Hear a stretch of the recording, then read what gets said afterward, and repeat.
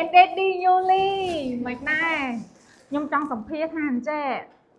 ហេតុអីក៏ຕົកអារម្មណ៍បានដល់បាត់ទៅ6ថ្ងៃបានតេស្តបើខ្ញុំវិញខ្ញុំតេស្តតាំងមក6ថ្ងៃ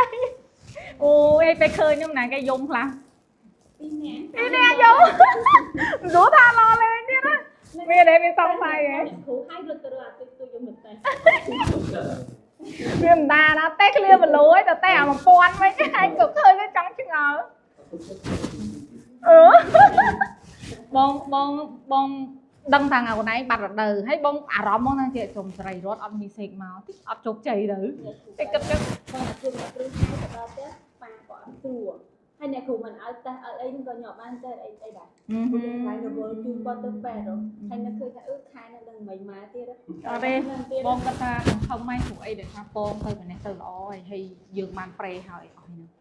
គាត់ថាអត់ចង់ធ្វើអីឲ្យវាអេស្ពេចហ្នឹងខ្លាចអេស្ពេចចេញមកវាខុសវិញបើអត់អេស្ពេចជោគជ័យវិញអូខេ